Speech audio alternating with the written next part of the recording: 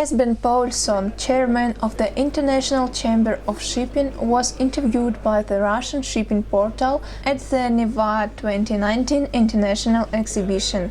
He emphasized the inevitability of change in the bunkering market from January 1, 2020 and expressed confidence that the shipping community would cope with any challenges.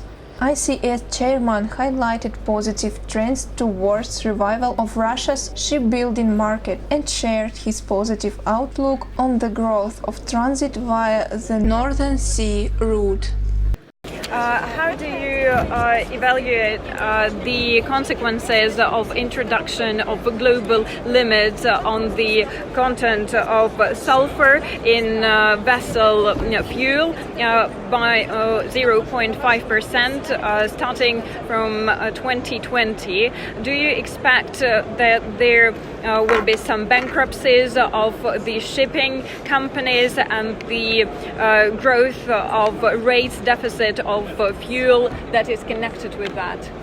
No, I think there are still many outstanding issues that are not, very technical issues which are still not resolved, and we have 3.5 months left to resolve these, and there are many meetings going on in IMO, International Maritime Organization, where we are trying to, on industry's behalf, push to clarify the numerous still outstanding issues. And we as ICS have issued a guidance to the shipping industry to try to help implementation. It's called an implementation guidance. But no matter what, there will still be problems come the day, no doubt. There will be some problems. We hope not too many, but there will be some problems. Do you think these measures are justified in terms of environmental consequences? Yes, I do. I think it's a good measure, and I think sulfur around in port areas and so on. Sulfur is poisonous. I mean, it's terrible for health. So it's a good thing that we're doing it. Whether it should have been implemented over a longer period of time, or whether it should have been done differently, maybe. Could be. But the fact is that IMO have said it's January 1st, 2020, no ifs, no buts. So we have to deal with it. And shipping is a very, very resilient industry that somehow or other we always manage. So, and in this respect, what type of fuel do you think will be the most popular one? What about LNG, diesel? Well, I think in the immediate, let's say, 15-20 years ahead, I think LNG is definitely going to be a very big fuel. But I think in the very long term, beyond 2050, there are many technologies being studied at the moment. Some people talk about battery, hydrogen. There are many alternative fuel types being studied and developed. But what the final fuel will be, that will be minimum or nil CO2 post 2050. We cannot see today. We don't know the answer today. So, do you think that shipbuilders will be able to catch up with the technology development and that they will be ready to adopt these new technologies and new alternative fuels? And which countries do you think are going to be the best in adopting new types of technology? Well, obviously Russia will be the best for sure, right? Конечно, Россия будет впереди планеты всей. No, but it's difficult to say. I think obviously from what I've seen in my visit here and in some of the companies, what the things they're doing, I'm very sure that Russia will be one. But of course, in terms of volume shipbuilding, China and Korea are clearly the two leading. But there will be a lot of there will be niche building opportunities for specialist builders across many nations. But in terms of sort of sheer volume, I think China and Korea. So I want to focus on equipment suppliers because we see that these limitations are introduced quickly and they actually lag behind. It's difficult for them to do that quickly. Do you think it's a problem?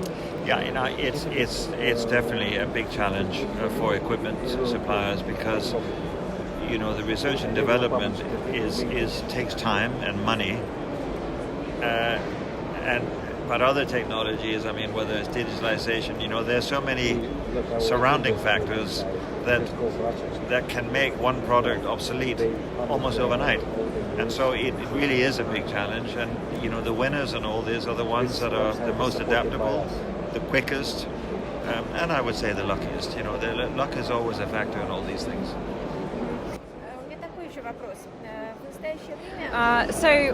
We hear in news that across countries some types of vessels become obsolete and are just to be destroyed. And what do you think? Which type of a vessel is going to be popular, and maybe there is some deficit in certain types of vessels?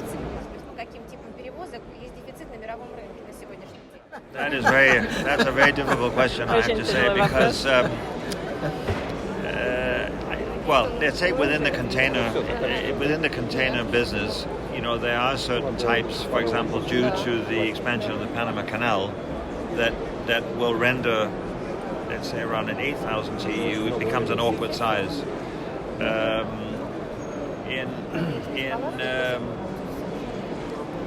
In the tanker business, in the foreseeable future, I don't see any big change, but very long term. Some tankers, some various tanker sizes will become obsolete as oil consumption reduces. And in the dry bulk, well, again, I'm a bit stuck on this question. It's because I need a crystal ball.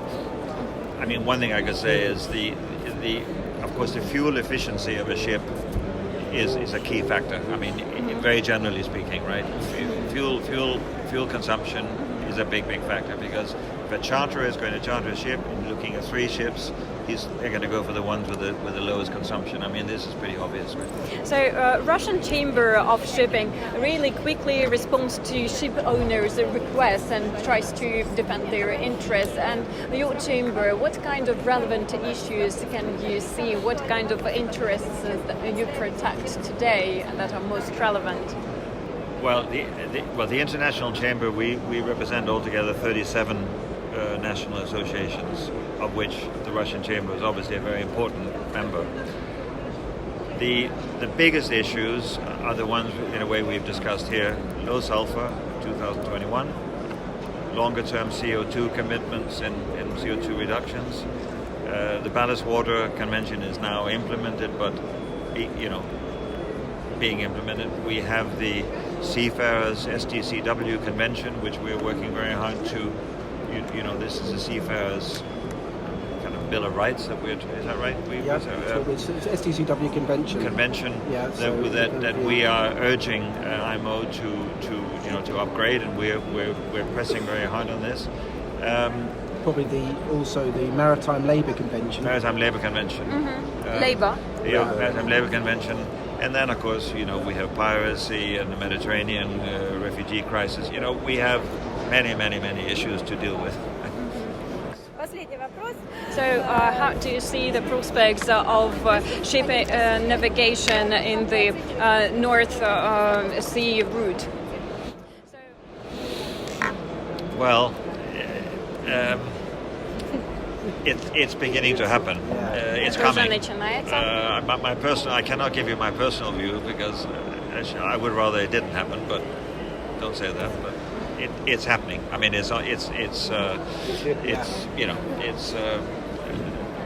think it's early days, but with these Russian wonderful breakers and so on, it's going to become reality.